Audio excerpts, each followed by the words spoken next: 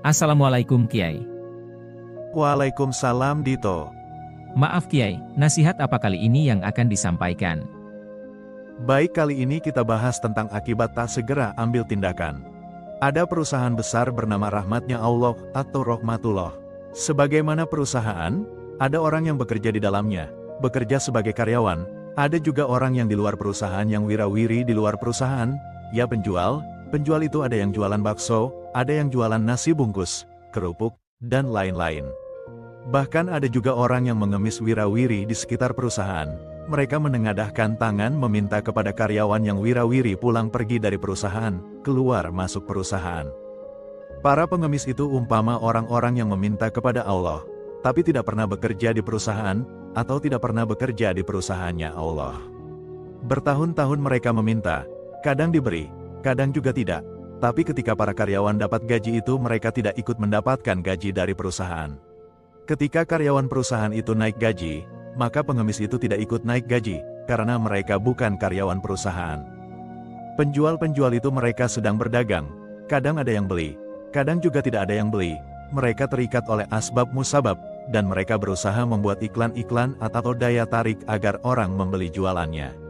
Dikiranya orang beli itu adalah karena merasa sering iklan dari apa yang dijualnya. Mereka bergantung pada usaha dan keyakinan pada apa yang diperbuatnya, itu sama sekali tak berhubungan sangkut paut dengan Allah. Sedang orang-orang yang bekerja di perusahaannya Allah, mereka berserah dan berusaha patuh pada ketentuan dan aturan yang Allah buat. Taat pada peraturan dan menjauhi larangan, dan bekerja dalam koridor yang Allah tetapkan, berjuang di jalan Allah. Berusaha istiqomah pergi pagi pulang sore, selalu bergantung pada Allah. Tidak ada pekerjaan lain kecuali bekerja di jalan Allah. Dan Allah yang menjamin mereka, melindungi mereka karena mereka pekerjanya Allah. Allah yang akan memberikan asuransi keselamatan. Allah yang akan menanggung rizki mereka.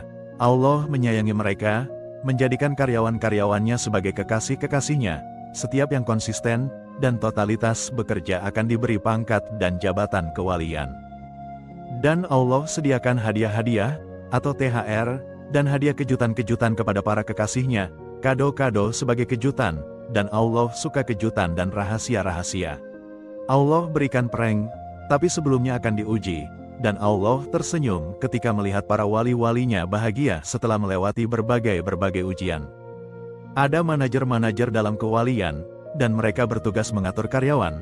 Tapi ingat, ada juga tipu daya di dalamnya. Ketika ada yang diangkat naik jabatan, lalu kemudian diturunkan karena tidak konsisten, atau lena karena sudah merasa tinggi derajatnya.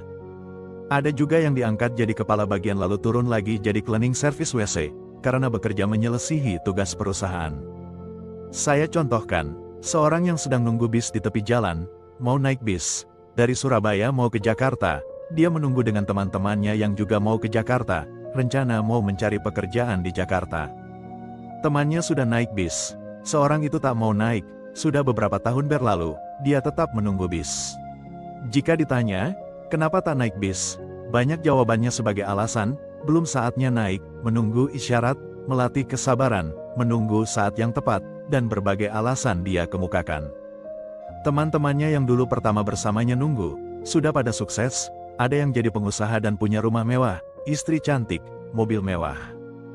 Puluhan tahun telah berlalu, orang itu tetap menunggu, dengan alasan-alasan yang dia buat sendiri. Bahkan karena menunggu itu dia merangkai kata-kata jadi puisi, mewakili saat dia menunggu lagi panas, atau hujan. Bahkan kucing lewat pun dijadikannya puisi, dibuat kata-kata mendayu-dayu. Bahkan satu daun jatuh pun dia jadikan puisi, bahkan desahan nafasnya dia jadikan puisi, jutaan bahkan triliunan puisi dia buat, tapi waktunya terbuang sia-sia. Akhirnya dia mati dalam keadaan menunggu. Jika dia masih bisa menulis puisi, mungkin kematiannya dia abadikan jadi puisi, dan ketika disiksa malaikat di alam kubur juga dia jadikan puisi. Sayang itu tidak lagi ada kesempatan menyia-nyiakan waktu, karena malaikat yang menyiksa tak butuh jawaban puitis. Jangan memukulku karena aku sedang menunggu isyarat, atau jangan menyiksaku karena belum saatnya. Merugi itu adanya di belakang, merugi dan kecewa itu datang belakangan. Kalau kita tak segera mengambil tindakan, maka seterusnya akan tetap begini. Seperti seorang lelaki yang sedang mengincar wanita, lama dia menunggu sebagaimana kucing yang akan menerkam tikus, Kucing hanya menatap dengan pandangan mata tersembunyi, menunggu kesempatan, akhirnya wanita diambil orang. Lalu ada wanita lain lagi, berlaga lagi sebagaimana kucing, yang menatap tajam mangsa, tapi tak segera mengambil tindakan. Lalu wanita diambil orang, lantas kecewa, kemudian beralasan, "Bukan jodohku, sabar ini ujian," akhirnya tua, padahal kesalahannya karena tak berani mengambil tindakan. Kucing akhirnya mati kelaparan, karena berkali-kali gagal mengambil tindakan, berlagak gagah saja ketika menatap dengan tatapan mengincar mangsa. Nah, itulah nasihat kali ini. Semoga bermanfaat. Jadi ketika kita tidak segera mengambil tindakan bekerja di perusahaan Allah, maka hidup menjadi lelah, sia-sia, dan akhirnya mati disiksa malaikat, ya Kiai. Baik Kiai, terima kasih atas nasihat yang disampaikan. Semoga kita dapat mengambil hikmah dan pelajaran dari nasihat ini. Amin.